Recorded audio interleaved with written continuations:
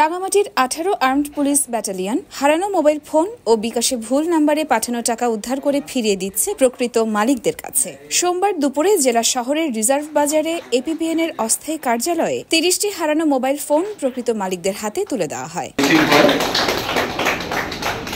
অনুষ্ঠানে প্রধান অতিথি হিসেবে উপস্থিত ছিলেন 18 এবিপিএন এর অধিনায়ক পুলিশ সুপার মোহাম্মদ মাহফুজ আফজাল। তিনি বলেন, আমাদের সাইবার ক্রাইম সেল চালুর প্রথম মাসেই 30টি মোবাইল ও 11,000 টাকা উদ্ধার করা সম্ভব হয়েছে। ভবিষ্যতে আমরা সেবা দিয়ে যাব।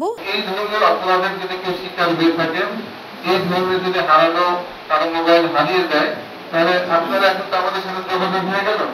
আমাদের যিনি ফোকাল পয়েন্ট কর্মকর্তা বা আমাদের যে নাম্বারগুলোতে আছে, আপনারা আপনাদের এই হারানো জিনিসগুলো আমাদের কাছে দিবেন।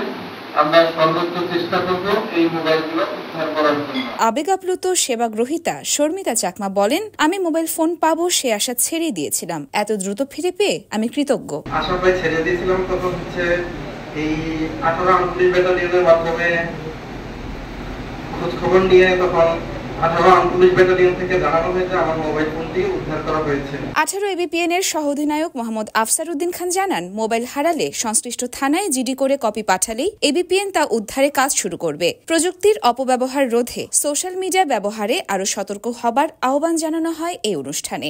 বিশেষ করে এআই ব্যবহার করে নেতিবাচক কন্টেন্ট তৈরি প্রতিরোধে সবার সচেতনতা জরুরি। হারানো সম্পদ উদ্ধার করে প্রকৃত মালিকের হাতে ফিরিয়ে দেওয়ার এই উদ্যোগকে স্বাগত জানিয়েছেন সবাই। 18 এবিপিএন এর এই সেবা চলমান থাকবে।